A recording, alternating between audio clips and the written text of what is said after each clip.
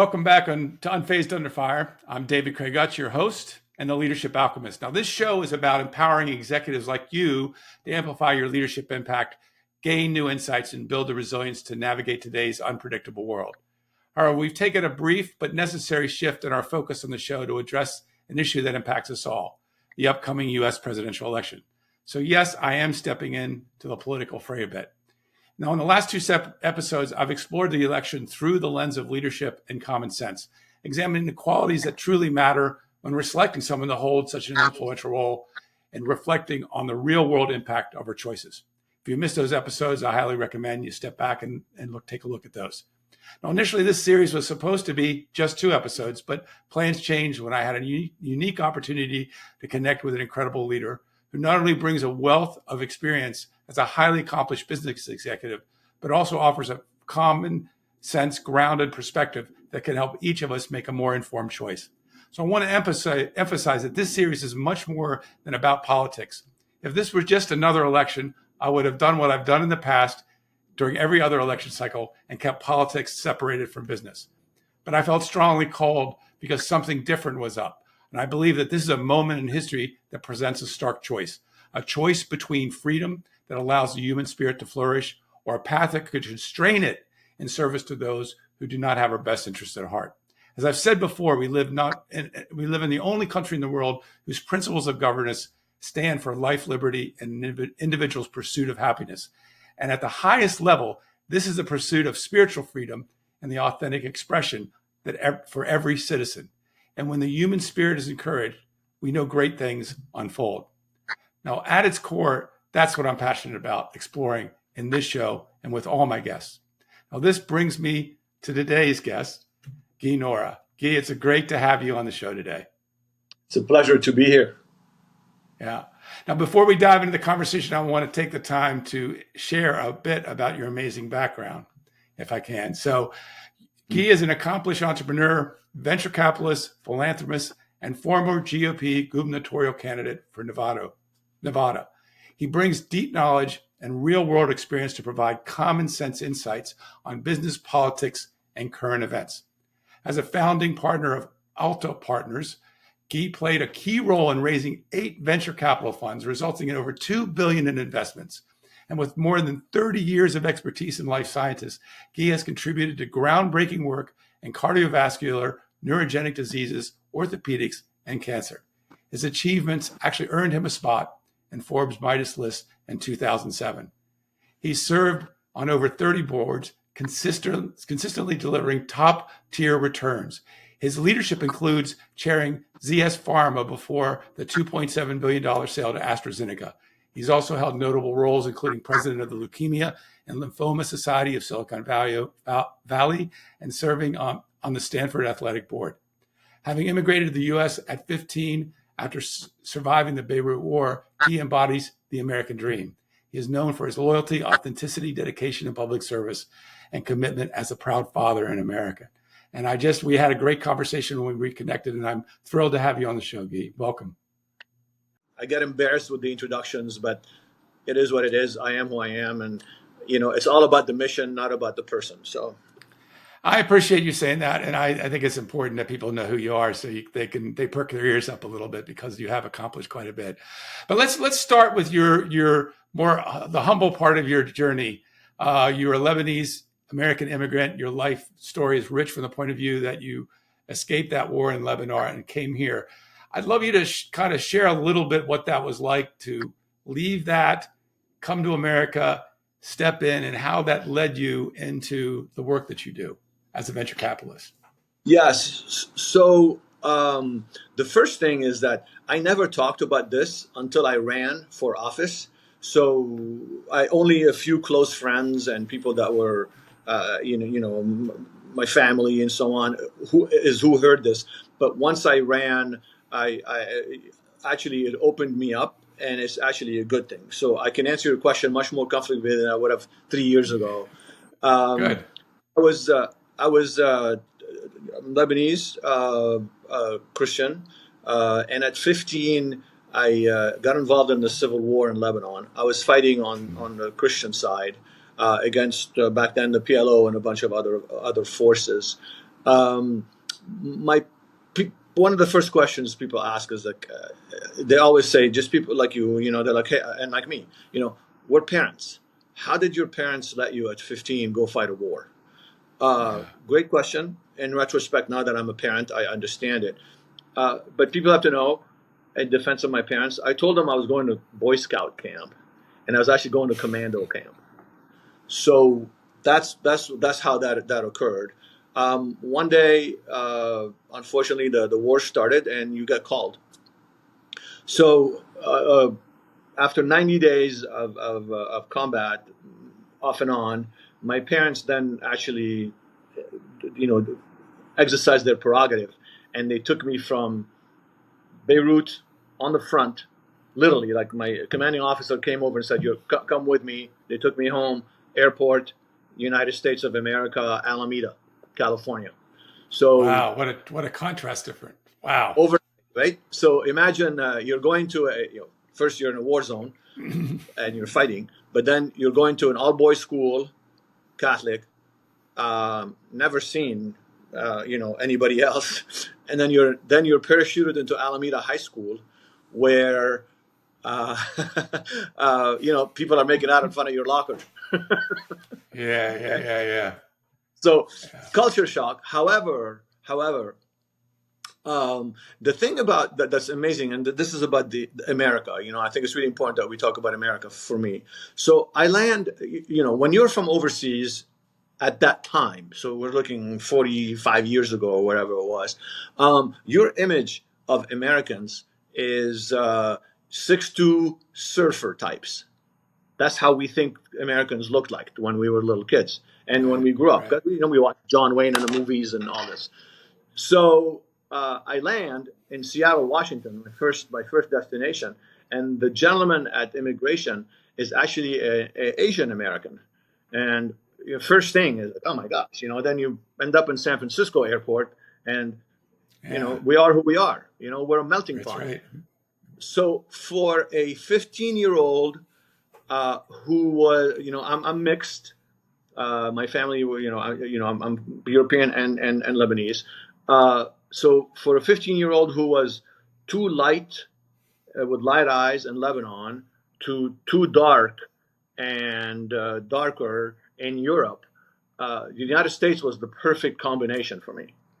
So from Right. that moment on, and we're talking week 4, week 5, I was like, okay, I want to belong here. I've got to, I have to find a way to belong here. So in that perspective, and please tell me if I rambled. No, I it's perfect. Okay, so I played football in high school.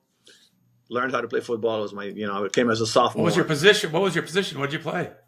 I was a running back and a defensive back. We ran a lot Wow. of power. So I talk about power all the time, and I use it now in the political arena. I use it as well. And then I was on the track team. I was captain of the track team, and I joined a band called Merging Traffic. I happened to play guitar and sing, and I was in a high school band. It was all about belonging. It was all about assimilating. This is a very, very important thing. I'm not just telling you the story just so because it's fun, Yeah, I but get it. I it's get about it. assimilating. So I got out, went to college, and I joined a fraternity because that's how you assimilate. And in my mind, right? I'm thinking about what's America, what's the American dream. Well, yes, you do a fraternity, and I graduated, and in 23 I became a U.S. citizen, and at 23 years old in 1983. So very proud day in my life. I'd kind of achieved my goal. So when you're American, what do? You at least for me, my path was business school, so I got my business school degree, and then I worked in venture capital in the life sciences side because my first job was selling medical equipment in Asia. Now, why does Ah. somebody who speaks 3 European languages and 1 Arabic language go to Asia? I don't know. We follow our path. And then the next thing, you go to business school so that you become CEO, you start your own company. And I lucked out. I became a venture capitalist. And 7 years later, I started my own firm and did this for 30 years. You mentioned it already. I won't Yeah. repeat it. And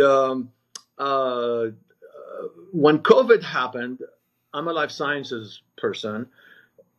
and I was doing a project in Spain. I had raised a fund in Barcelona. I started watching the data very, very early on, and I realized that my governor in Nevada was overreacting to all of this, and that overreaction was having an impact on normal people. And in my mind, it was beginning to actually slow down normal people's paths to the American dream. I was okay. I could do DoorDash, and I could work on Zoom and all these kind of things. But I'm always thinking about, where was I 40 years ago, and Right. what would that have done to me 40 years ago? Because these are the people that I care about the most. It's like the people that are just beginning to make a path for themselves in America. I don't mean immigrants. Right. I mean just Yeah. young, Americans young that are just going into their career, starting with whatever Yes. job they get to get their experience, Exactly. and they're taking care of their families. I got it. Yeah. Thank you. You exactly get it. And you know what? These, by the way, are the people that accepted me when I first came here. I will never forget that. It wasn't the richest people in society and the hedge fund guys. It was the normal, down to earth, work, Right. pay your taxes, and live your life. So these are my people. And I realized that my governor's COVID policies were destroying small restaurants, small businesses, everything. So I thought, okay, this is a sign. I have to get involved. So that's when I decided I was going to run for governor. Wow, great. When you're a venture capitalist, Yeah. you always think whatever you do is going to work, because we invest in companies that cure cancer. Hey. So we're crazy. Well, you came from a war-torn country into America, jumped into a high school, got kidded at the locker, jumped in a football team, joined a fraternity. I mean, all these things are building resilience in the human being. I mean, we have not many people have that kind of intensity. And one of the things I see, and I just wanted to bring up at this point, because you just talked about it, you tasted war, and many recent immigrants and American citizens. I have a number of clients that are first generation, they're business executives, Americans, and they all say the same story on the day that they become citizens, that there's this pride and this feeling that they can't even describe, that I think sometimes we as multi-generation Americans just do not appreciate. I mean, most people have not tasted, unless you're in the military, you haven't tasted war on our soil, other than 9/11. That was a terrible day. But other than that, we haven't tasted and experienced what that's like. And I can't imagine the sweet taste in your mouth that happened when that day happened, when you became an American citizen, and all the experience that happened up to that. So that was really well said. Yeah. Again, I never want to stray away from what we're doing here in your interview, but traveling to Europe on my American passport, I was so ecstatic. I was like, Yeah. I just put it down and it's just the little things. I have so many anecdotes I could tell you about what being an American means, and hopefully we'll have a lot more discussions. But to me, what it means to me. But anyway, I don't want to. Well, we're right there right now. These questions are going to come up. We might go in a whole different order. This is a conversation between you and me right now. But I'd love to, that meaning of that, being an American, it's like it's been tarnished in a certain way. It almost feels like there a certain way group of people want you to feel kind of ashamed about that, or like they think you're a patriot is a terrible thing, right? But tell me, I would love you to share about that. What is that like to really experience that, the way you did? So I find that the best way to get people to your side is never by being patronizing or critical and so on. I find that the best way to get people to your side is to actually engage with them. So who am I to criticize a fourth generation American who thinks America is a sinful place and a bad place and it was built on the wrong things? I don't want to do that. On the other hand, I have to explain to this person what an incredible place they have been born into, and what they take for granted is not what happens out there in the rest of the world, anywhere in the rest of the world. And that's what I spend most of my time on, Dave. if I engage with someone who has a bias against the United States and what we stand for, and like you say, that patriotism is a bad word, I will just explain to them what it means to me and what my background is, right? That's well said. And try to move them a little bit to be less self-critical as a nation, Yeah. And that's what I try to do. That's beautiful. Well said. Yeah, I didn't think that we need more conversations like that where people have that, giving that room to have their point of view and allow it to be what it is. Just by being, you get to share yours, they get to share theirs, and that's okay. That's what makes us individuals. Ironically, David, another thing I found, and maybe this is self-selection, so I have to be careful. But when I was on the road campaigning, the people who understood me the best were not the master's degree in whatever, or my peers, if you like. It was the normal people in the rural areas of Nevada, right? They're like, oh yeah, you appreciate America because you just got here and you understand what a special place it is. I rarely hear this from my friends who are PhDs in English at Stanford. I don't hear that from them. Right. So it's ironic. Yeah. Well, what led you into, I'm just curious from your career standpoint, does it touch on that? What led you into becoming a venture capitalist? Why did you go, what's the why you went in there? What was your first job and you just got interested and you took the next step and pretty soon you decided to open your own firm? Is that kind of how it happened? Or is there something about it that sparked your passion and your interest in doing that? So serendipity is, and being blessed to me is one of the most important things in life. So my first job out of college, again, I was selling medical equipment, high-tech medical equipment from the United States for small companies. It was a trading company. So it was small companies that didn't have their own international department, but they were high-tech, and I was selling their products in Asia. So Korea all the way down to ASEAN. That was my territory. So I did a bunch of stuff in China when China had just opened. So that's how I learned the medical business. So I decided I want to be the CEO of a medical company, healthcare company, life sciences. And I went to University of Chicago because Abbott was there, Baxter was there, American Hospital Supply. Now I'm aging myself. Some of your my brother worked for both Baxter and American Hospital Supply. He was the CEO of Baxter Canada at one point. So okay, so American Hospital Supply was the coolest place because what I learned when I was in China was that if you are smart enough, Carl Bays will let you be a CEO of one of his little companies. I'm like, that's exactly what I want to do. I go to Chicago. The second year that I do my MBA, Baxter buys American Hospital Supply, and you're looking at entrepreneurial Carl Bays to Baxter. Need I say more? That was not going to be my thing. So I totally lucked out. And I was doing an internship at a pharmaceutical company called GD Searle in Skokie, Illinois. Donald Rumsfeld later became the CEO there. But anyway, I was doing that, and one of the people I was working with said, "Hey, you're from California. Try this thing called venture capital. I'll give you a couple of names of people that we work with," because I was in the business development space at Searle. So he gave me 5 names, and I 100% lucked out with a French gentleman who was Bert Egan de Réage, Jean de Réage, who is now passed, but God bless him. And we got along, and in French, of course. And then he hired me, and I became a venture capitalist this way. It became, as I was, when you interview from business school, a couple of business schools, it's usually investment banking, consulting, some big positions in big corporations, Procter & Gamble, Baxter, etc. But I ended up, I loved venture capital. It was just watching it from the outside in was just it was like one of the most exciting things, and I was amazingly lucky to get in. People don't get into this business easily, and I did. And that's how I became a venture capitalist. And I was an associate, then I became a partner, and then we decided we split up. The firm got too big. So and again, David, I'm all over the map. I really apologize.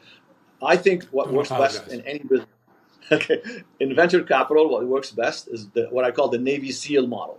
And the Navy SEAL model is 4 to 6 people. Anything above that doesn't work. Anything under that is too small. Yeah, I get it.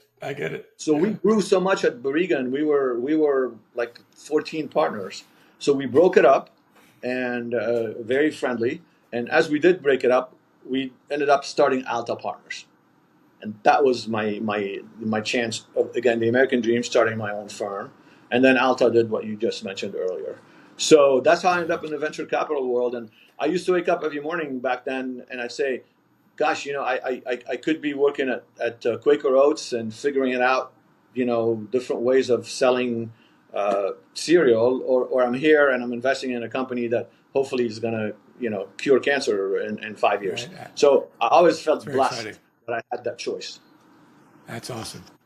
And I have to say, I work in a number. This is a question for some of those out there that are looking for somebody like you, not like you particularly, but I've worked in incubators, and I always find when I see entrepreneurials and early stage companies, creating their beautiful products or services, and going into what appears like a mysterious process to find somebody that will give them the investment they need to take it to the next stage.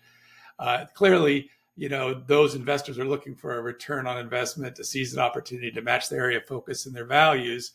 But if you had any advice and I'm sure you've had this question many times, for those out there that are on the path to finding investors, anything you would say from your words of wisdom, there'd be 2 or 3 things to keep in mind and to support them in that journey. Yes, I do. In fact, one of the things, the stages of my life now where I feel is that it's about giving back. I spend, and I want to spend even more time training, educating exactly people like who you mentioned. So the number one thing is believe in yourself. You have to have this inner belief. Entrepreneurs have to have an irrational belief in themselves, and that's what I want first and foremost. It's just how it has to be. The second thing is you can't give up. You have to be resilient. I don't do TED Talks, and I don't listen to them, but I heard that one of them was that there's actual data that shows that resilience is the number one sign of success. Not intelligence, not luck, not whatever else they tell you. Resilience. So you've just got to be able to hang in there and keep going. If you believe yourself, you have good resilience. At some point, you'll get where you're going. Yeah. One thing I will add, though, on the path there is people like you, people like me, come talk to us, because I can tell you the honest truth. I'm not going to, I have nothing to gain by exaggerating or if I don't think it's a good idea that's going to work, or if I think that there's something in your traits that might not work, I will tell you, because I owe you this. I always owed my entrepreneurs who walked into the door. I was probably the only venture capitalist who, when I rejected people, told them why. And just imagine, somebody that's their dream, right? They've just mortgaged the house to start this company, and some guy named Guy tells you that they don't want to invest, and then they tell you why. And pick the reason. I don't think reimbursement's going to work, or FDA is going to be tougher than you think, or whatever it is in my world. But I always felt that I owed them the reason. And I would say at the end of that conversation, I hope you're right and I'm wrong. And if that's the case, you're buying me dinner in 5 years when you exit. And so the point is, to answer your question, when people want to do the 2 things I mentioned, be resilient, believe in yourself, but ask questions from people who will tell you what you don't want to hear. Yeah. Be willing to take that tough feedback. Yeah. And I love what you said about believing in yourself, and any belief in ourselves is irrational, because we can't actually find the truth of that. So it's better to believe in irrational beliefs that are over the top about positive things about yourself than the other way around. It's well said. Well said. Anyway, you also it's interesting. I love that you're also this philanthropist, and I was looking into your philanthropy, and that you are the co-founder of the Barcelona Music Tour and a sponsor and mentor of Rick Orchestra. Is that right? Orchestra. Give you Reikis. Orchestra. Okay, thank you for that. Which is a student-run cover band that has done an annual tour in Spain since 2014. and they specialize in soul, dance, and Stevie Wonder, the Beatles, Maroon 5, Bruno Mars. And I saw the video of you with the band on stage and doing the tour. And I have to say that, what drew you to that? You're a musician. I would imagine that's what drew you to the project. But how did you find that? And that must have been a ton of fun. So sadly, nothing is ever quick and my thing. And again, feel free to interrupt always. So I played in a band when I was in high school, and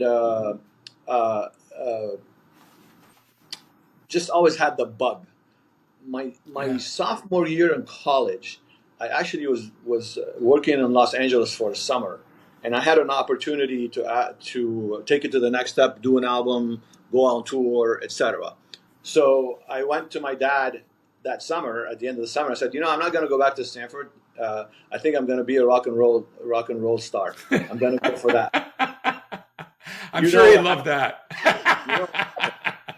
Thank you. Your reactions, maybe I don't have to continue the story. Anyway, my dad said, you do this and I disown you. I was like, okay. Yes. So I came back to college and really just cut back a lot on my music things. It was I focused. Fast forward 40 years, I'm now 54 years old, and I'm working out at the Reiki Center, which I'm going to give them a quick pitch here. It's a center that was started by a gentleman whose name is Gary Reikis, where children of all ages, all races, all backgrounds. It happens to be located between Atherton and Redwood City, East Menlo Park. So you actually do get a great mixture of the richest people and the not richest people. But once you walk in that door, it doesn't matter what your background is. You are the most important person in the world. You, a 12-year-old boy or girl, most important person in the world. We don't have any goals. What goals do you have is what matters. No limits, no labels. It's about loving you to become the best person you can be.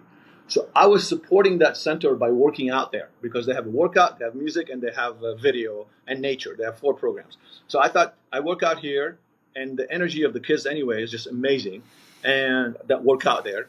And what the heck? So one day I'm working out, and I'm paying, I pay the trainer and I pay the fees and all this. I hear music. I go, what's going on with the music? He goes, we have a music program. I go, really? I thought you guys were a workout place. Oh, no, we have a music program and people play and, they come and perform. He goes, I said, I used to play music. He goes, well, if you want, you can come in on every other Thursday. We have open mic. You can come in and you play a song. I'm like, oh, that would be interesting. In my mind, I was already thinking I want to go back and play in Europe, because when I was a student in Europe, I was touring the south of France, and I was like, I want to play here. I want to play rock and roll, Beach Boys, etc. So south of France, the Beach Boys, it goes together well. Oh, yeah. I was going to teach.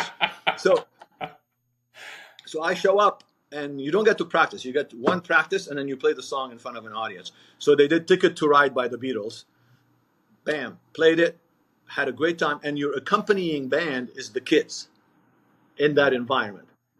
So about a week later, you probably saw it on the website, I walked into the head of the music department. I said, I have a crazy idea. He goes, what is it? I've always wanted to play in the south of France. I was going to get a bunch of middle-aged guys like me to go there, but why not just take the kids instead? And he said, that is a crazy idea. Let's go talk to the boss, Gary Reikis. And Gary Reikis goes, that's the best crazy idea I've ever heard. So next thing you know, the Reikis Show was born. I sponsored the whole thing. From beginning to end, and these kids have the most formative experience between 16 and 19 years old is what they are. They run the program. So we make anyway. I can expand on this, but that's how I ended up there. The Beatles, Rolling Stones section of the songs is me. The other things are the kids, and it's the balance. How we do it. You gotta have a balance. But I can't imagine that 16 to 19-year-old phase in life, how that experience has got to be indelible in their nervous system. We'll never forget it. And the ability to run the show and learn leadership while having fun in the south of France, playing the Beach Boys and the Beatles and Maroon 5. That sounds like a blast. So we moved it to Barcelona because it was more fun. And now we go to a city. So we've done 9 years. 9 years in a city called Sitges, which is south of Barcelona. Amazing place. And now we are a fixture. like people come back every year, and it's incredible. So great experience. And again, the kids, it's about development, and it's about mental and emotional and taking care of each other. All the rules of the center apply there. Every person is the most important person in the world. That's awesome. And that's how we try to make it work. So easier said than done, but it's an incredible experience. That's great. Well, I want to start transitioning a little bit into the political and the election world here. And in preparation for today's show, I did watch one of your interviews in Nevada newsmakers after you had stepped out of the race, and supported the other candidate. And one of the things you said on there, which I thought was very powerful, is that he asked you, you're a venture capitalist. How do you look at that investment of investing and running for governor, which, you don't know what happened because you didn't make it. And you said it was the least regrettable money I've ever spent. And, for being a venture capitalist, it's saying a lot. So why was it the least regrettable money you ever spent on your own campaign to run for governor? He didn't go there, but I want to go there a little bit, just real quick. Yeah. The experience, so in life, with my bias, there are probably in my world 3 areas that I'm very involved in where the margin between winning and losing is this little. And that area is what venture capital, where, in my case, clinical trials, 5 patients go one way or not, you have a successful drug or you don't. Sports, where it's a game of inches when we talk about football, right? And analytics in basketball and analytics in baseball, and even soccer now has big on analytics. So that's another one where the margins are tiny. But also in politics, where 2,000 voters in Michigan will decide this election, or 10,000 voters in Pennsylvania will decide the election. So I like tiny margin areas in life, and that was one of the ones that I got involved in. I've always wanted public service. I wanted to be a diplomat when I was in college, but they told me, if you want to be a diplomat in the United States, become a successful businessman, donate money to a campaign, and then you can be a diplomat. So I took that for granted because the person who told me was actually somebody who was a diplomat. So I've always wanted to do public service, and we talked about the American dream, and we talked about giving back. And for me, it was never about politics and issues, believe it or not. It was about becoming governor of Nevada and make it the best run state in the union, and make the people of Nevada not even think that they have a state government, because things happen so easily. The DMV goes smoothly. Anything you need to do with your permitting goes smoothly. Your healthcare is taken care of. Everybody's got the same thing across the board. So it's always about governance, never about politics. And that's why I say that, because the people that I met across the state, the enthusiasm, I was getting, it's funny, I couldn't fundraise from the big money people, but I was getting thousands of $25 checks from retired people. And how humbling is that? That someone who barely has the money, is especially in 2022, where inflation and all these great things that the current administration has, the gifts that they've given us, it was so humbling. And my personal thing was, if that person made a check and I was going to be in their county, I invited them to come and watch me when I spoke, and then I spent time with them. And that's even more humbling, because they pray for you, they care about you, they care about this country, they care about their families and children and grandchildren. So return on investment, I just realized one more time what an amazing country this is, and how amazing the people of this country are. So that was the easiest money I spent. Well, because that experience of having those checks and the people praying for you and pulling for you and getting what you were up to, and you were up to like really seeing government as of and for and by, and trying to make that customer service king in the state government, so that people felt there's an ease in which they did transactions where they didn't even feel like transactions, right? They felt exactly. served. They felt served. I wanted to be the Nordstroms of governors. I like that. Well, hopefully there's a future for you there. So we'll pull for you. We'll see. But let me get straight to it, and related to that, and you already Yeah, you started going there a little bit with some of your comments I there. did. What are the most significant differences between how this presidential election outcome will impact America and its citizens? In other words, what are the key issues that you think will see significantly be shifted one way or the other depending on our choice?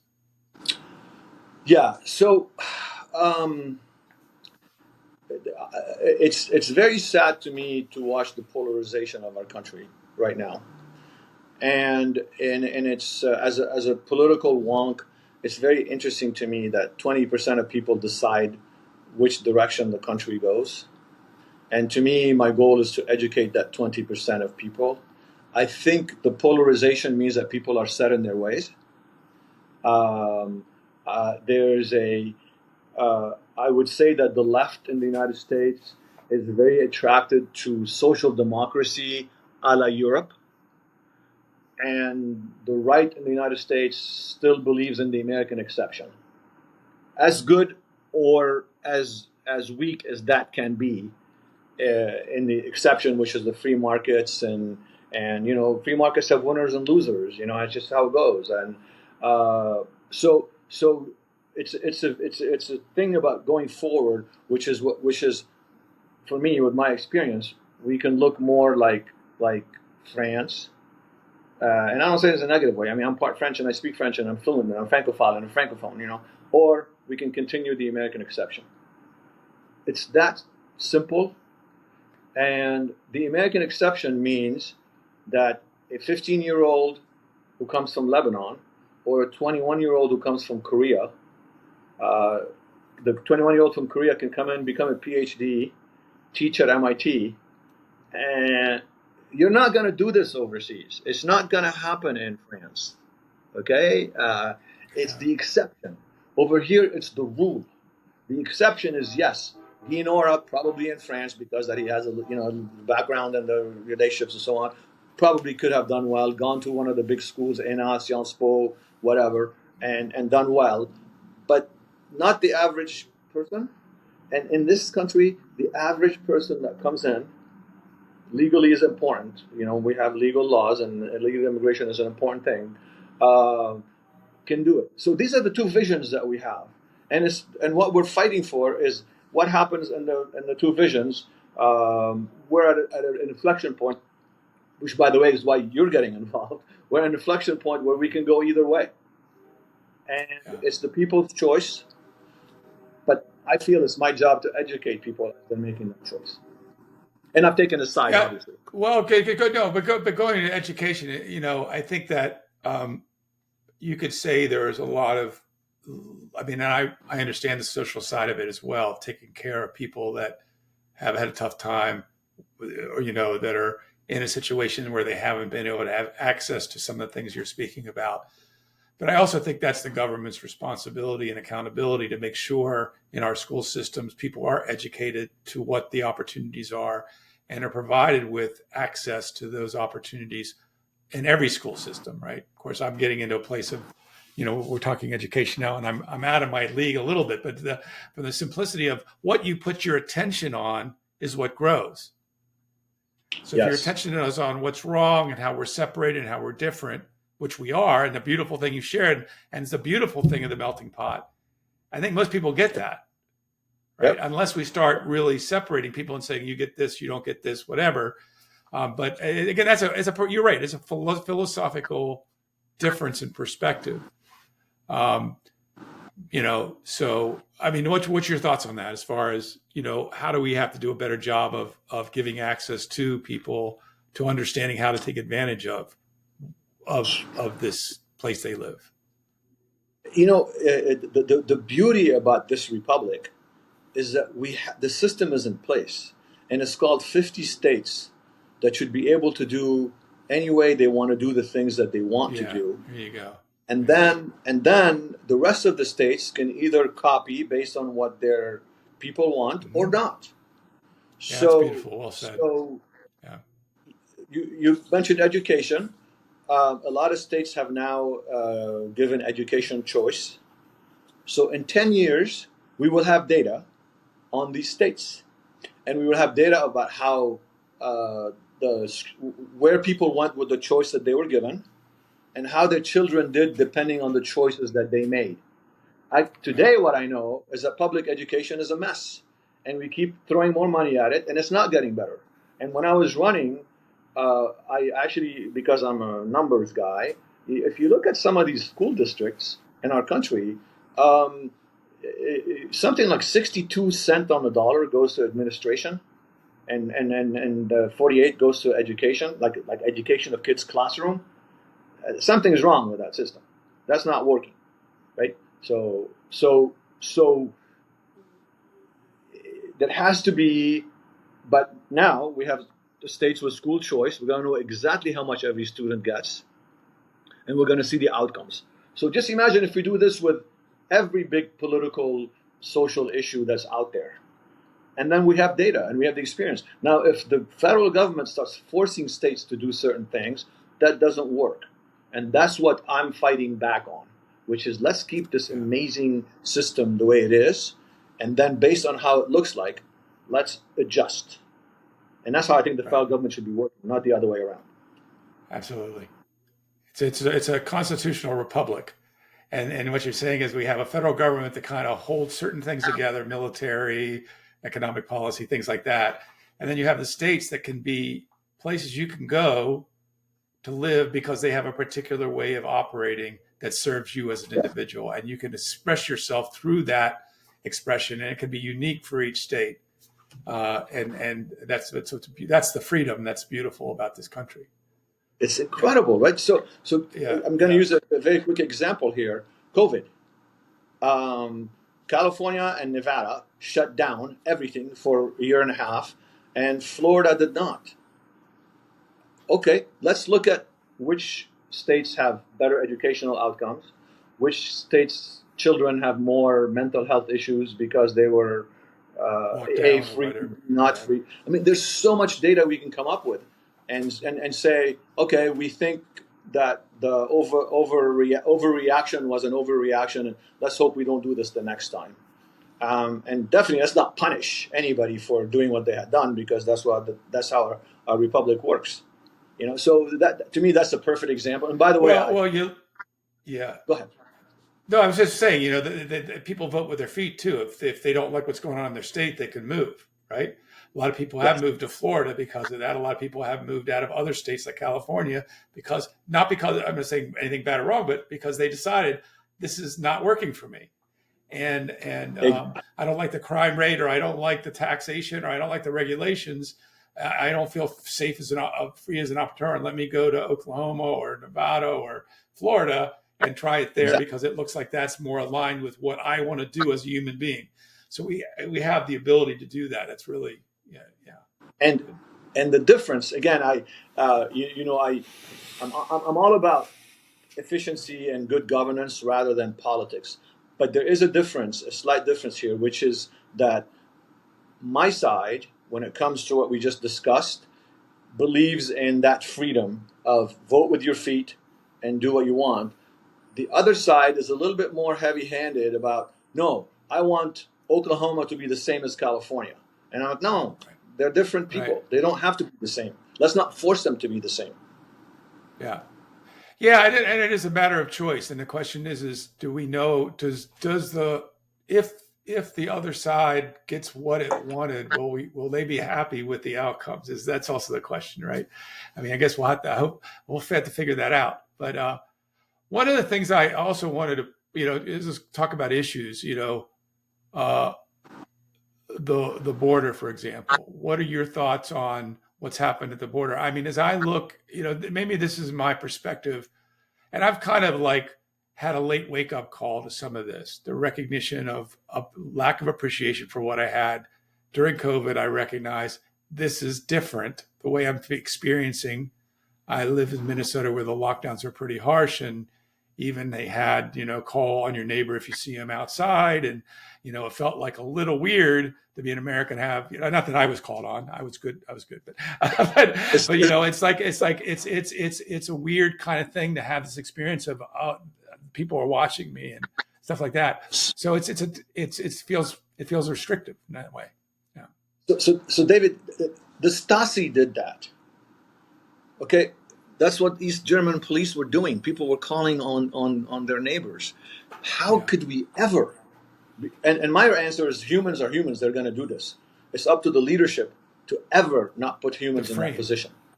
Yeah. You know, so frame it differently. And of course you had your governor was as bad as California, as bad as my governor at the time. So I can see it.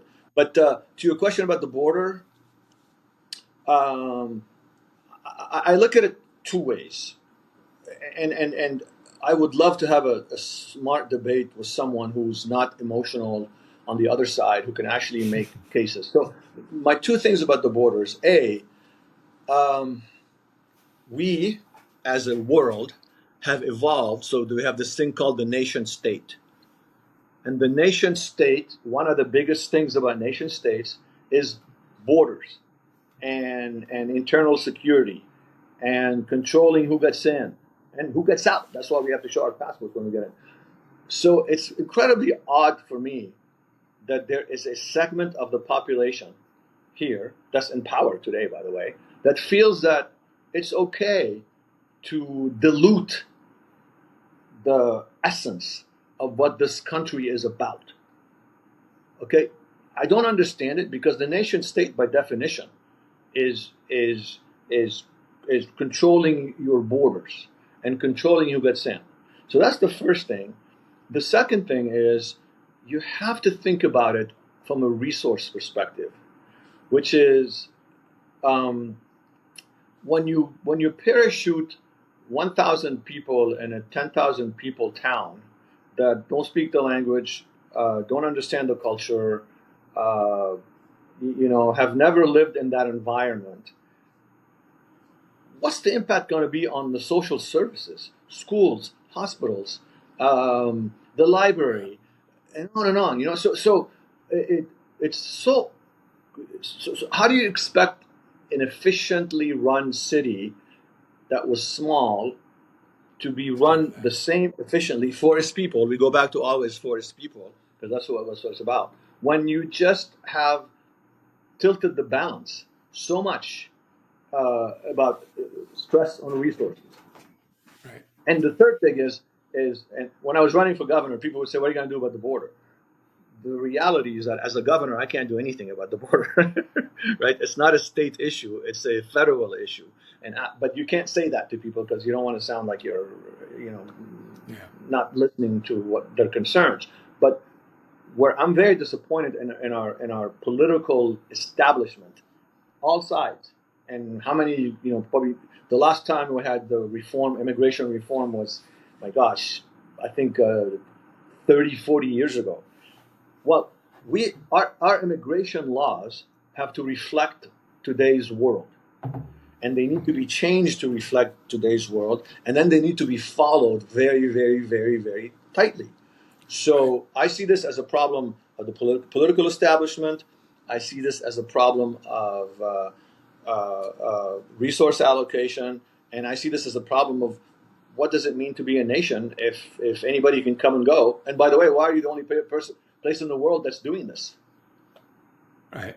Well, it's akin to a family in their house. They have their house, right? We want to help the homeless population, but are we going to let unvetted people come into our home and take our resources? It's similar to that. Like when you put it to a personal level, people get a little bit more connected to it. I mean, to me, I look at what's happened, and I also look at the comments that have been made recently by Kamala Harris that we've been on this since the day one in our administration. And I feel like, well, I think you repealed a lot of things. And if you actually talk to border agents, although they say they do, they say they've never seen anything like this. Never in their history being in the border patrol. They've never, ever seen. It's basically an open border policy. And we are Uber drivers, not protectors of the border. We are taking people in. Stories, again, this is what gets to my heart. Stories of children being escorted into the country with people they knew they weren't their parents. They knew they were probably going into child trafficking, and the border patrol had to keep their hands off We're told just let them through. And to me, that's coming from Border Patrol agents that I heard in interviews. I've watched these interviews, and they were heartbroken to have to do this. So that's the reality of the situation, and I don't think people are seeing. And that's what, well, I don't want to get too angry here, but that's what makes me angry, is that we're, at least tell us what your policy is. If it's open borders, catch and release, and that's what you're promising, don't say something different than it is. Be honest about it and let the chips fall where they may. That's all I want. So is that fair? I don't know. I think that's what all Americans want, and you're right. And maybe there will be a segment of the population that will say, "Yeah, that's fine. I'm all for I'll this." Vote for that. Okay. Yeah. But if you're a minority, if you're only 20% of the population and 80% of the population thinks otherwise, no, that's not how it's going to work. It shouldn't be how it works. By the way, free markets. You and I are a big free markets guy. You realize how efficient the free markets are? That some person in pick your country in the world decides they're just going to get themselves to Tijuana and use an app to come into the United States. That's free markets, man. Yeah, that's the flow of information worldwide. We got technology supporting it, right? We got and So we'll stop there. But I mean, I think that's, to me, it's that so what we're voting for is open borders policy, whether or not that changes with Kamala stepping in versus Biden, but she hasn't separated herself from him, or we're going to close our borders and use the legal immigration process if you're going to come into this country. That's the choice. And hopefully with reform, so that we can adjust our immigration laws to today's world. Yeah, right. Well, another area is war, right? And you talked about your experience of being 15 and joining forces and being in that experience, which it sounded like it was a righteous move for you, as something that was important to you, but it was war. And we had a total decision, first time in 50 years or something, that we had a president with Donald Trump where there were no wars that we were embroiled in. And now we're certainly caught up in Ukraine. I mean, the Israeli thing might have happened. Who knows if he would have been president? But there's a war. There's a cost to war in our world, right? And that we don't see, I think, sometimes. I mean, I can live in a city where we have signs on lawn supporting Ukrainians, and I can understand that heartfelt desire. But at the same time, what we're doing is we're supporting perpetuation of war. And what's the cost of that to us? I mean, versus sitting down and resolving something that feels like it could have been resolved back in April of 2021, but it was stopped. What's the cost of keeping that going? So I'm going to go on a slight tangent, but I will answer the question. Whatever you want to do with that. Whether we like it or not, we're the big kid on the block. And when you're the big kid on the block, you have a responsibility. I find that the left, Obama, Biden, foreign policy apparatus is not comfortable with our power and is not comfortable with what we can and can't do and how we can and cannot do it.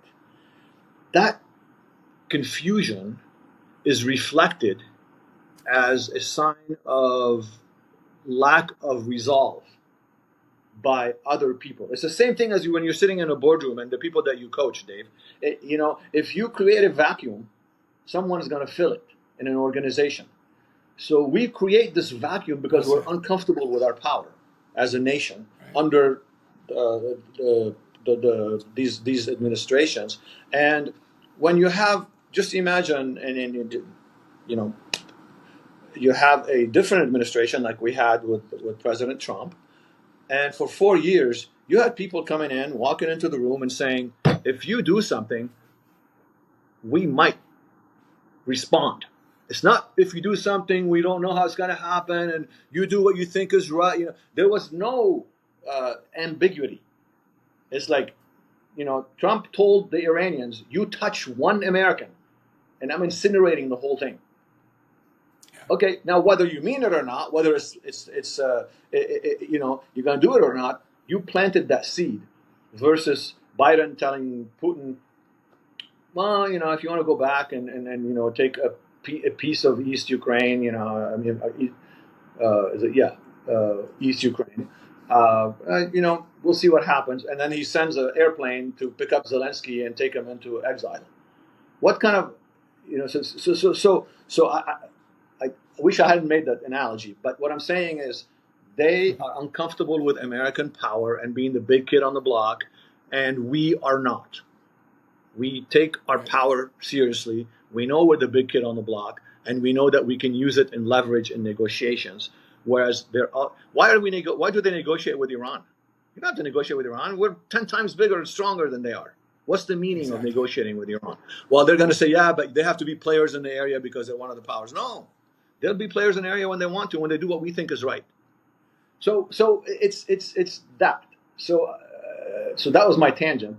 No. I mean, I think it's beautifully. I mean, I never saw that angle of that they were uncomfortable with the power, almost, maybe almost even ashamed or whatever of it. I don't know what it was. Like, we shouldn't be exerting this. We shouldn't be exerting this when we have it. You want to use it for good.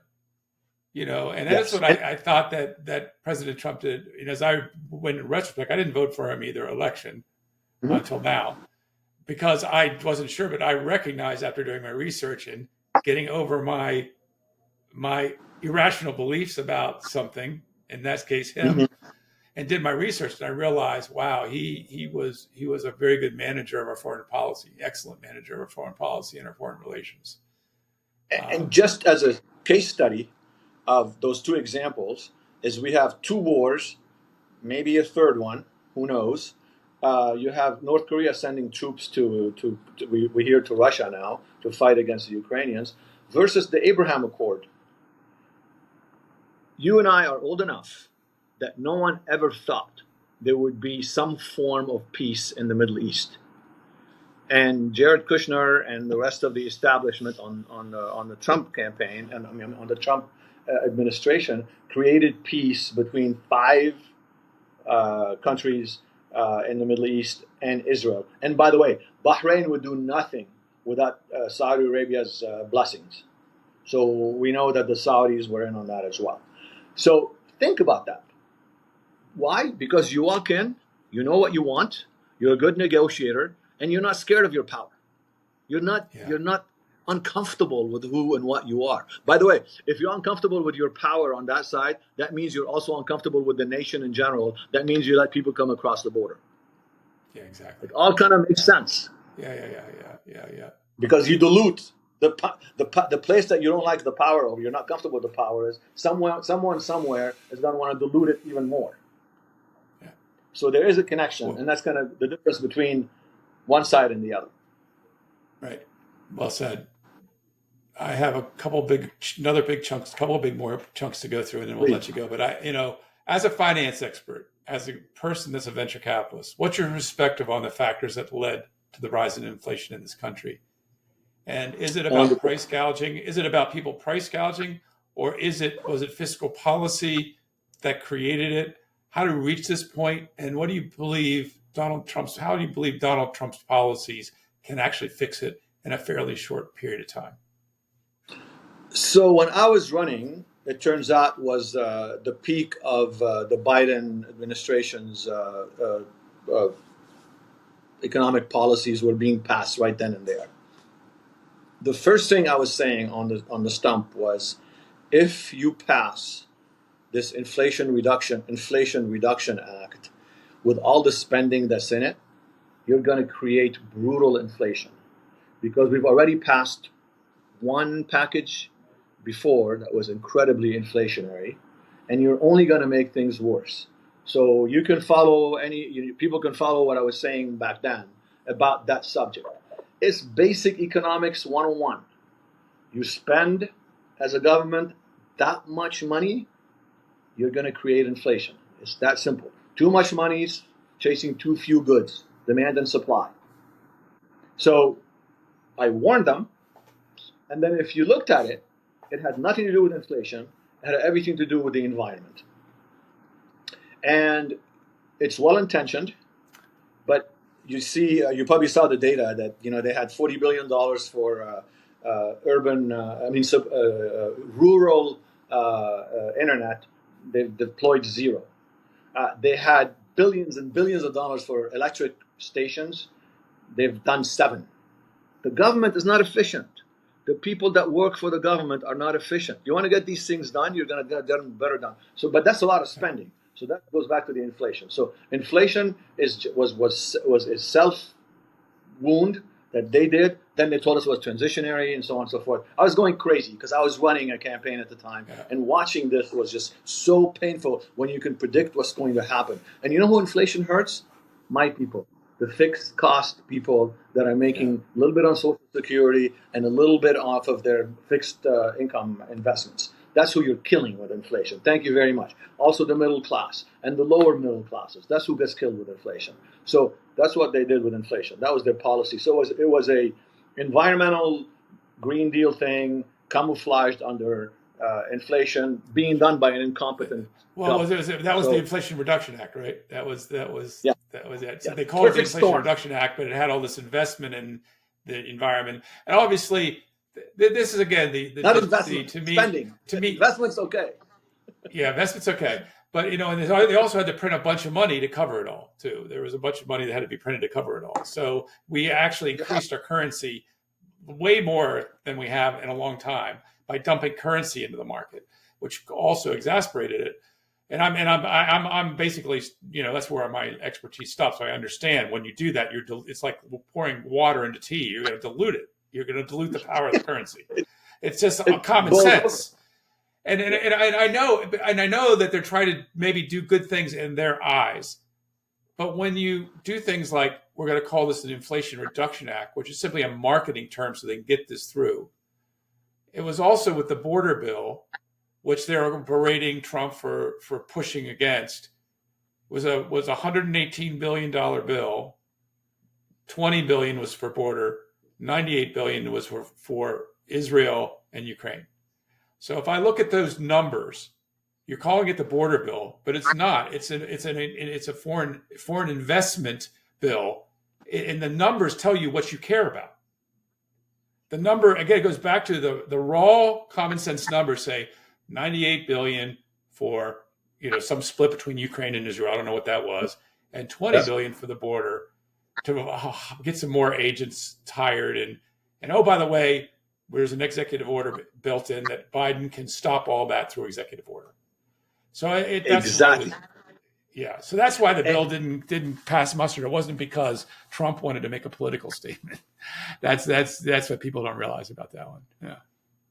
Well, also, they called it a bipartisan bill. They had one at the time. They had one, just James Lansford from Oklahoma working with them on it. They flooded the zone at the last. They did nothing with him. I mean, I'm getting wonkish, but they didn't show him anything until December. And once the rest of the Republicans read it, by the way, do you know that it had amnesty for like 180,000 people a month or some crazy number? 1.8 million a year still could get into the country. Yeah. So how is that a bill? Meanwhile, okay, so what I like about what you said, the average American can look at 118 billion and say, 98 went outside and only 20 went for the border, but they're telling me they're for the border. I'm an average thinking person and I don't spend a lot of time on this stuff, but boy, it doesn't pass the smell test. Yeah. That's the dishonesty part that gets me crazy. Just tell us what you did if that's what you feel like you do. Just be honest about it. Just be honest about it. Vote. Let's see if you get if the votes fall your way. Great. Just be honest about it. Yeah. Exactly. And I think the other thing too that's important here is that Vice President talks about day one. Do you know that day one that they came in, they actually by executive order took away all of Trump's border policies? Day one. Yeah. Day one. They didn't even wait like 48 hours. Right. So exactly. They have no credibility with me on the border. So, and other things, but just the border here. Yeah. Well, I want to turn to Donald Trump a little bit because you know him personally. You actually spoke at one of his recent rallies in was it California you were in? It was in Reno. Yeah. It was Reno in Nevada. Great. And now he's undoubtedly a lightning rod. And if you look at the definition of authenticity in the dictionary, he's himself, and sometimes it's maddening for me too. Like, could you get a little more prepared for that? Like, but ultimately, I have grown to really appreciate him. But you know him, but there's a lot of people that just viscerally do dislike him. And I would like you to just talk a little bit about what you know about him, what you feel is, in his heart, and how has he demonstrated to you that he's consistent with what he cares about, and what does he care about? If you could share a little bit about that. That's a great question, Dave, and it's probably where you've got me thinking the most, because just like you, I bought. Although I was always I love the policies, I bought the persona that people were talking about, and I wrote it off to two things as a venture capitalist. I wrote it off to New Yorker, and I wrote it off to CEO. And I wrote it off to actually the industry. And when you're in real estate, commercial real estate is not a touchy feely industry. Exactly. I've coached people in that industry. It is balls the way. So it is tough. Yeah. It's tough. So in my mind, it was. I agree with the policies, and I understand. The persona is a caricature of what people want that person to be based on their background. Even back then, before I had met him, I always would tell myself, I judge people based on the results, and I judge people based on the family that they raised. And I look at that family and those children, and I'm very impressed. Ivanka is a very impressed young lady, right? So he did something right. That was, again, my thought, which is like, okay, now I look at the policies also, and I'm like, man, cutting 2 regulations for everyone that you pass, that's my language, because I work with the FDA and reimbursement, HHS. I'm overly regulated as an industry, and you're going to take 2 out of every time you pass 1. So policies 100%, personality. You can't raise great kids if you're not doing something right. And then I saw the convention where his granddaughter spoke. Yeah, that was beautiful. She was like, he's just a regular granddad. He gives me candy on the side when my mom's not watching. So I warmed up, but then I met him. That's the key. And I'm a venture person. I know in 3 minutes whether you're someone I'm going to invest in or not. I've got to do my homework. But if you're investable, in 3 minutes. And again, I was just so taken aback at the perception people had created of this cocky, narcissistic, in your face, and the incredibly gracious gentleman who shook my hand, and I said, I want to work in your administration. And he said, let's win this and we can talk about it. Total grace. He had a couple of minutes to talk to me. That was it. Grace. I could feel that he was listening. And that to me, that was the stage where I thought, okay, they're wrong. I mean, look, we're humans. We tend to want to hate sometimes. And I know a lot of people on my side didn't like Obama, didn't like Biden, can't stand Harris. That's human. I understand it. I don't do that. I try to keep my emotions out of the way. I just look at how competent somebody is and how human they are. These are the 2 things I look for. Well, he passed both tests in my book. Those are good measures. I went, would you hire him as a CEO? I could tell you that in 16, 17, I wasn't sure because there was high turnover.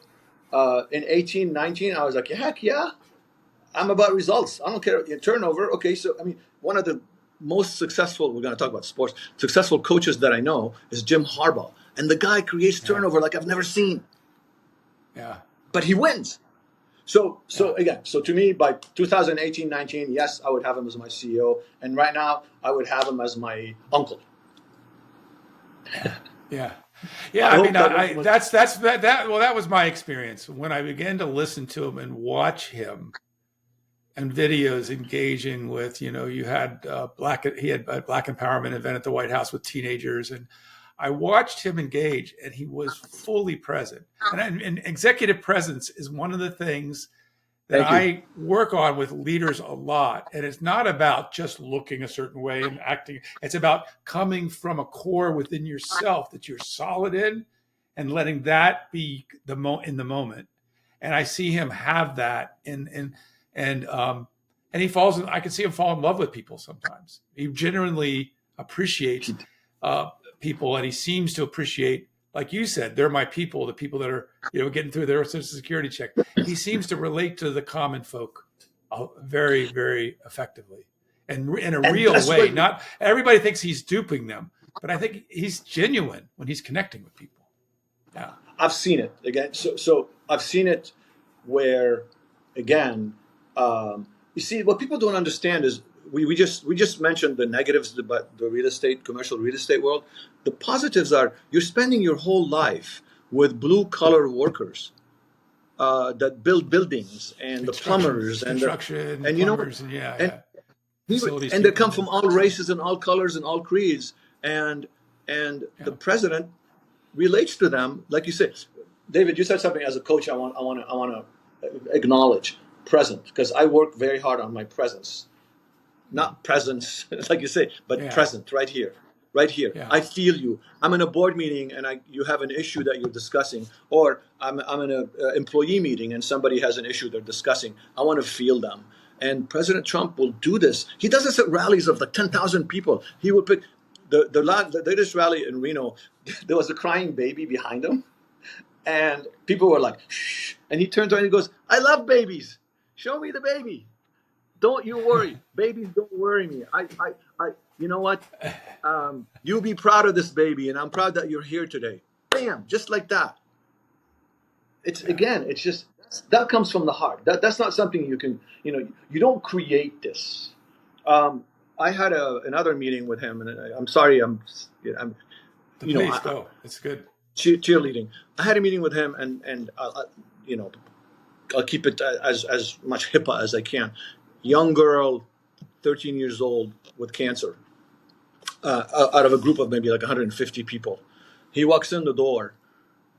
No one said to him, hey, go talk to this girl because she's going to be in the audience. First person he talks to is her. First person. And I went to her afterwards, and I said, how cool was it to meet the president? Because I didn't, at that meeting, I just kind of waved. And she started crying. Now, you don't cry if someone just brushed off you or walked by you and just said, hey, you cry because they felt you. Yeah, they were. And I gave her a big hug. They were present with you. And it was present again. So I can't say enough. By the way, people tell me, why? A lot of my volleyball friends tell me, why are you doing all of this? Why are you running for stuff? Why are you, And the answer is because I want to serve. President Trump can golf every day. He can fly all over the world. He has an amazing family, amazing grandchildren. He could take them to Bora Bora, and he can take the whole family on vacation. No, he's running. He almost got killed, and yet he's still running. Do you think he's running for his ego? Come on, guys. There's so many other ways we can boost our ego in our lives as people like us. He's running because he cares. He's running because of the same reason you and I just talked about. You're just realizing that we're at a crucial juncture in our country's history, and the people, everybody, the 80% in the curve, could get smashed here very quickly if we don't do something. Yeah, and it's really a shame that the strategy of the other side is to smear, break down, and I mean, before he ran for president, everybody wanted his endorsement. Everyone wanted him to come to his weddings. And now it's like, this is what they do. This is probably the nature of politics. This is the nature of politics I don't like, is you can go here and they are very good at canceling people. I look at what happened to Tulsi. One of the greatest political leaders in our world right now is Tulsi Gabbard.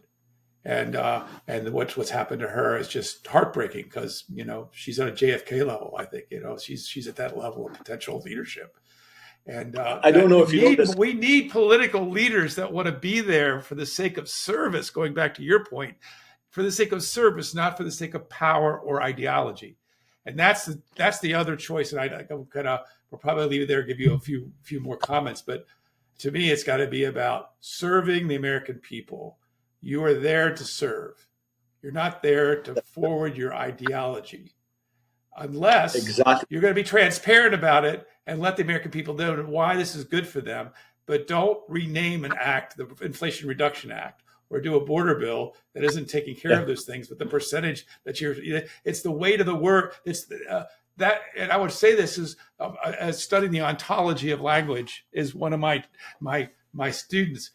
Language is very powerful, but without being grounded in fact and supported by action, it's weightless. It means nothing. And what I believe that's happened is the left has gotten very good at using language without a lot of facts tied to it, and with actions that go in the opposite direction of what they say, which is an integrity issue for me. So I mean, I'll leave it there. I don't want to be too judgmental, but that's what I see from a sober looking at what's happening. So my hope is that your awakening is going to be the awakening of millions of people in our country, because again, you were doing your thing, playing by the rules, paying your taxes, and then you one day you said, wait a minute, this is not good. So I hope that happens to millions of people, and that's my goal. I don't know if you knew this, but 3 days ago I was a moderator at an event that Tulsi was at. Yeah. Did you know that? Okay. Well, I heard that. Don't worry, she's tough. She is. She's amazing. Yeah. If she's my defense secretary one day, I'm gonna know we're fine all over the world.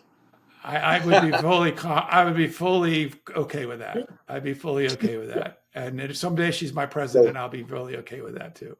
So, good. But she was, yeah. No, go ahead. Just finish your thought. She was amazing. The breadth of her knowledge, her presence. I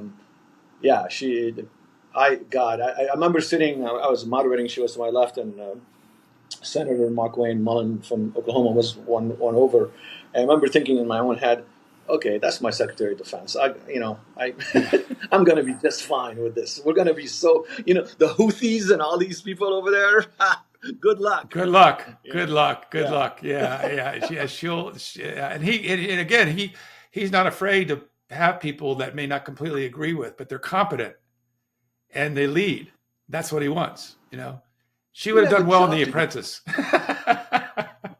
Well, yes.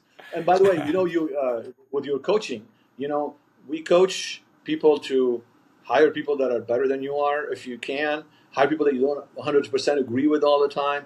I know that and again, I'm getting wonkish. I know this administration next is going to want loyalty, and that's important because the first time they got burned. So they will make sure they have loyal, competent people. Yeah, that's the other thing I'm excited about. What I've seen about Donald Trump is he learned. He comes in and he does it. He's not afraid to not know. He'll figure it out as he goes along. He has great instincts, and when you're learning something new, it's messy. And that's exactly. We saw a little bit. But I've also seen a completely different guy showing up. And to me, again, I look at leaders who learn. Leaders learn and get better at a particular domain.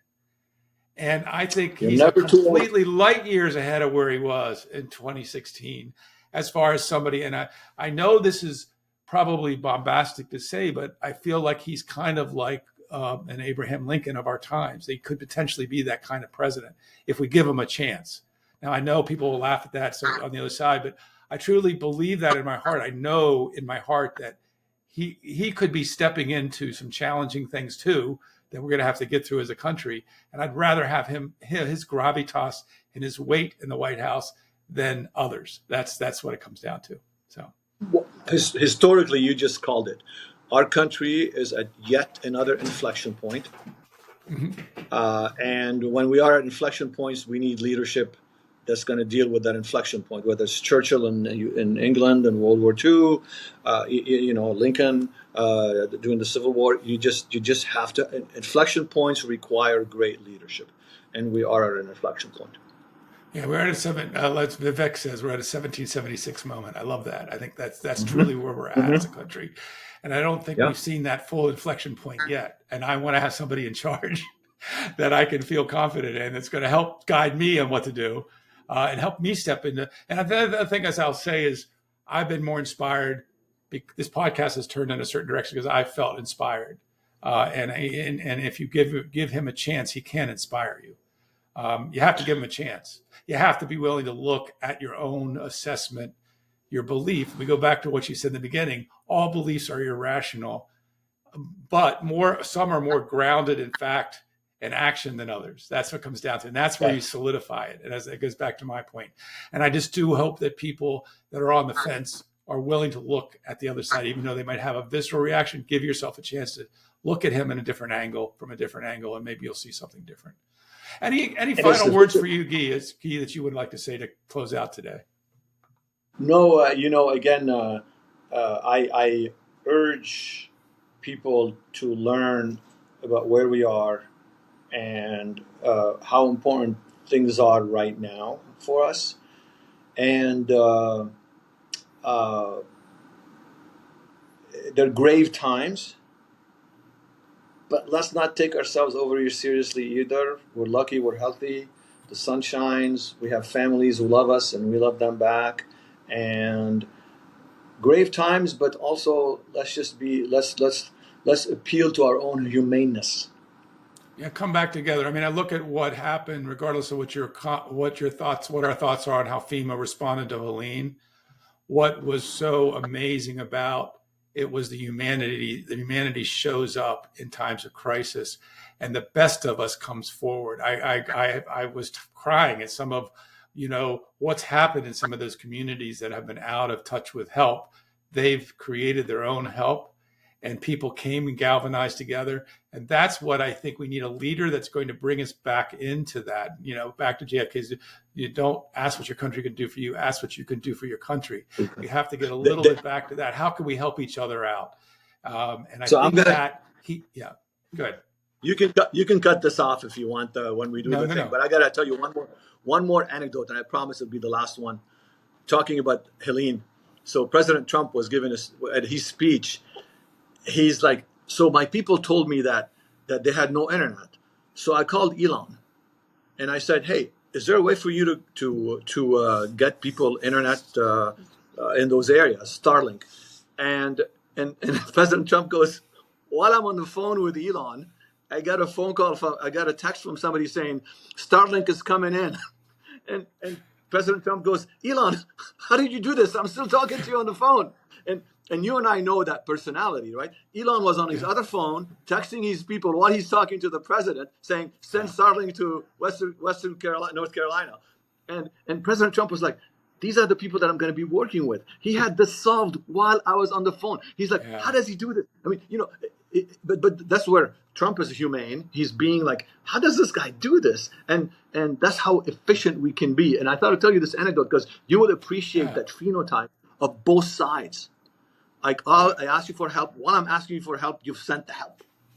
Yeah. Can you see? Well, yeah. I mean, to me, we had on my last show, I had a gentleman, Gary Lamb, on, and he was talking. He's more of a kind of hardworking guy. He's worked with his hands all his life, and I had him on because he's been through some hell with COVID and with censorship. He has a YouTube station, and he said, and I'm repeating something on that show, which is, in the African American community, in our community, when Trump was in office, the cash was flowing through our community because he saw a problem and he fixed it. And a lot of the problem is we have middle people taking money that's supposed to be for the people to pay for the services that are supposed to, and he basically cut all that out, and they were able to be more entrepreneurial, start small businesses, and as soon as the new administration came in, all that dried up. So that's a firsthand. Again, he sees a problem, he fixes it, but he doesn't do it in a traditional way, and that drives the bureaucrats crazy. So I think that's exactly. Anyway, so I thought you liked that anecdote at the end. I said everything. I appreciate I appreciate it, Guy. Okay. Well, Guy, thanks so much Thanks. for really sharing your incredible journey with us today and talking about, we talked about resilience and determination, the American dream, and how inspired you were by that. And I was inspired by your story, how you navigated personal challenges and how that kind of wraps up into your whole vision and what's possible for this country and for politics. So I really appreciate you taking the time. Thank you. Thank you for your time too. And Great. hope we can do that again. Yeah. And to all listeners out there, thank you for tuning in. This completes my election series. The aim of this series is to provide a powerful exploration into leadership, the stakes in this pivotal election, and the choices we have to face for our nation. So if today's conversation resonated with you, I encourage you to share this episode with others and with your fellow executives, entrepreneurs, or anyone who's trying to traverse this complex political landscape. You can catch this and other episodes of Unfazed Under Fire on YouTube, Apple Podcasts, and 15 other podcasting platforms. And you'll also find links to that below.